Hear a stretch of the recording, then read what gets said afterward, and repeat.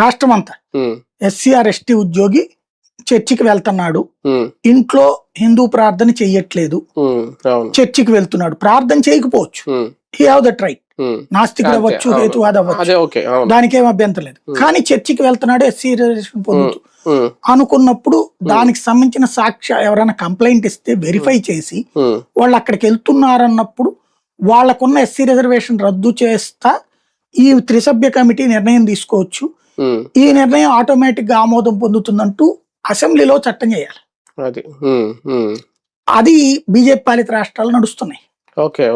అంటే ఇట్లాగా కమిటీలు వేయలేదు, వాళ్ళు అట్లాగా కంప్లైంట్ వస్తే వెరిఫై చేసి చేసేస్తున్నారు, రెవెన్యూ శాఖ చేతనే చేసేస్తున్నారు. మనం ఇక్కడ కొంత లిబరల్ గా ఉంటాం కాబట్టి త్రిసభ్య కమిటీ వేసి చేస్తే చట్టపరంగా యాక్షన్ తీసుకోవచ్చు. అప్పుడు చాలా వరకు చర్చలకి జనం తగ్గుతారు. కానీ ఎస్సీ ఎస్టీ ఓట్లు పోతాయి వీళ్ళకి, కాబట్టి వీళ్ళు చెయ్యరు.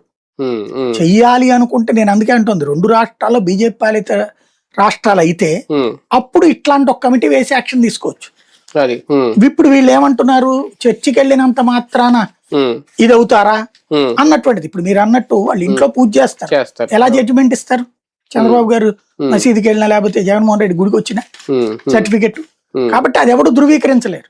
ఈ ధృవీకరణ ఒక కమిటీతో చేయాలి, ఇట్లాంటివి చేయగలగాలి. ఇప్పుడు ఇందులో జరిగిందల్లా ఏంటంటే ఎస్సీ ఎస్టీ కేసు పెట్టడం వల్ల అతను హైకోర్టులో సవాల్ చేసినప్పుడు నేను ఎస్సీని సో మాల సామాజిక వర్గం ఏదో అంటూ అతను సర్టిఫికెట్ కూడా తెచ్చుకున్నాడు.